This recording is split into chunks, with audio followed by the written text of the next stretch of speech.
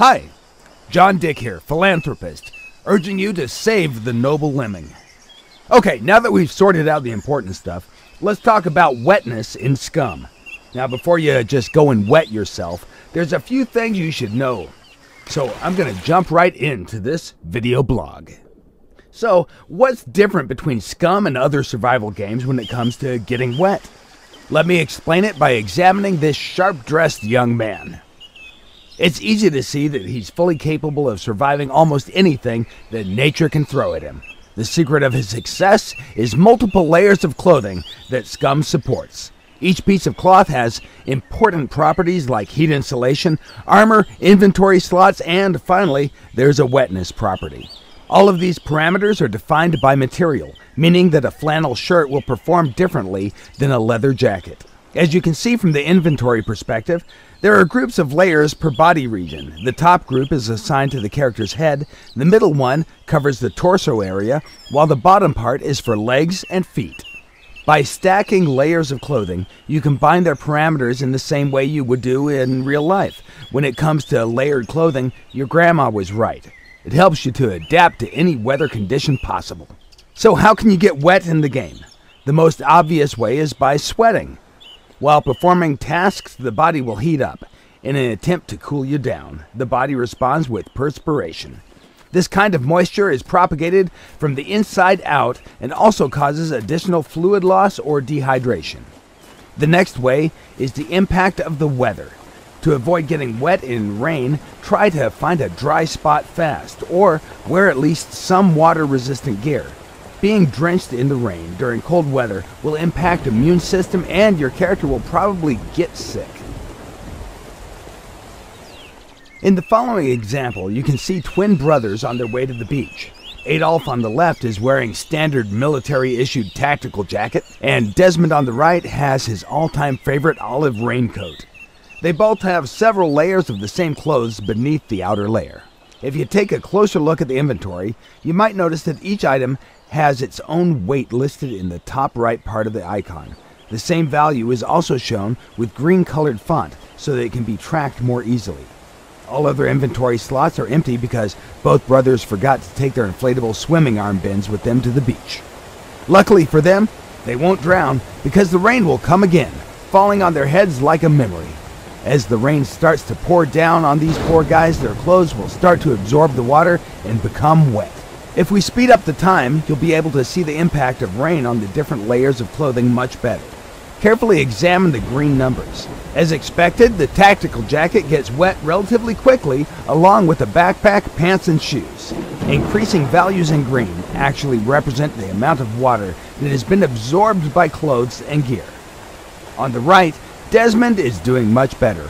Although his backpack, pants, and shoes are completely drenched, his upper body is dry. For Adolf, things are going from bad to worse. It seems that the tactical jacket waterproof factor isn't as good as advertised and leaks water on his sweater and shirt, making him completely wet. Furthermore, as Adolf's clothes are getting wet, they're also getting heavier, meaning that he'll be carrying an additional 13 plus ounces of weight all the way back home. This will certainly affect his calorie consumption during that trip, and his performance will suffer as well. In Scum, moisture absorption and retention depends on the material that's being used for clothing. Let's bring out the sunshine again. Do notice that both guys were standing completely still in heavy rain just because we asked them nicely. These guys are true heroes. Now, it's time to see what happened with the inner layers of clothing. As you can see, Adolf's sweater is all wet, while Desmond's is still dry. If we drop the sweaters down, you can see that the same thing also happened to their hipster shirts. In the previous part of the video, you might have noticed that different parts of the clothing can absorb or retain different percentages of water. As in real life, some parts of the body can become wetter than others. In Scum, we handle wetness per body part along with separate layers of clothes that can have different wetness values also. This means that parts of your gear can be dry or wet depending on what you do. Body parts that are covered separately are feet, legs, torso, hands, and head. If you're standing in the water up to your waistline, then only your legs and feet will be wet. the rest of your body will stay dry. Also, if you jump into the water, your gear will almost instantly become fully wet, even if you have a raincoat or some other water-resistant clothing that isn't fully sealed. It will not help you to stay dry. The success formula here is, if you want to keep your gear dry, stay away from the bodies of water, or at least drop everything to the ground before you enter. In this section of the video, our guy has just practiced some swimming in the shallow waters, keeping his gear with him to protect it from thieves and bears. He did leave an old orange shirt on the beach in case he's gonna need some dry clothes later. Or at least, that's what we were thinking he was up to. However, his plan was much more sinister. He actually decided to wear a dry shirt below his other clothes with the intention to deceive the game, to make it think that he has dry clothes on, simply because the first dry clothing layer is closest to the skin. In all other games, this would be called exploiting or cheating, but here in Scum, we don't care about that, simply because we have fluid diffusion and osmosis built into the game. For those of you who don't know, diffusion is the movement of molecules from a region of high concentration to a region of low concentration, meaning that his dry orange t-shirt will soon become a wet orange t-shirt. After everything you've seen so far, if you still think that it's okay to jump into deep water with all your gear on, take a moment to see what happened to our dear Adolf last year. That particular summer day, he was showing off at the pier. He accidentally fell into the water along with his traveling backpack on his back. To make things even worse, the backpack was full of his mother's lingerie. The next thing you know, all that stuff simply pulled him directly to the bottom.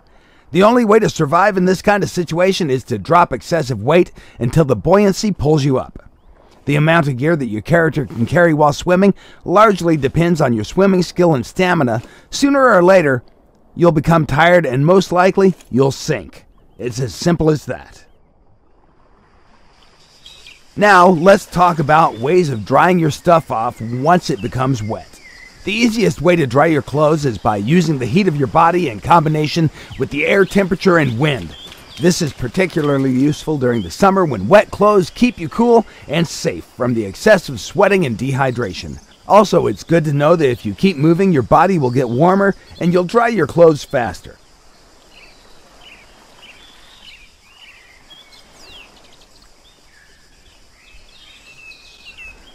In the current example, you can see that simply by standing in the sunlight, you can dry your gear.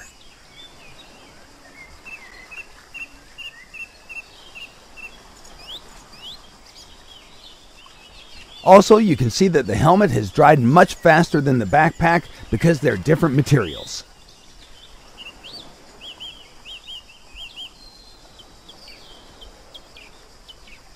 In the situations where air temperature is low, you can use heat sources to dry your clothes.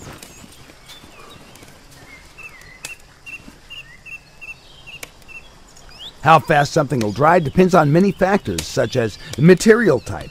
Items that conduct heat better will be dried faster. The amount of water absorbed. If more water is absorbed, it takes more time for clothes to dry. Relative humidity. If humidity in the air is high, drying gets slower and dry clothes can even get wet.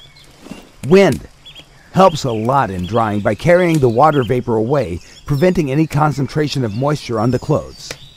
Air temperature. Higher temperatures will help to dry clothes faster.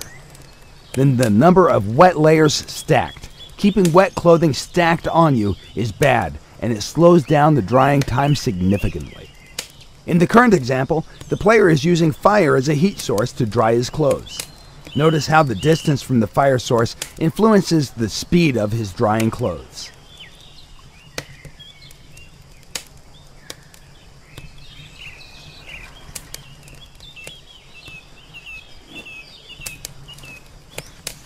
While the shirt, being closest to the fire, is almost dry, a jock jacket is a bit damp. On the other hand, pants that were on the character the whole time are still fully wet since they were far away from the heat source.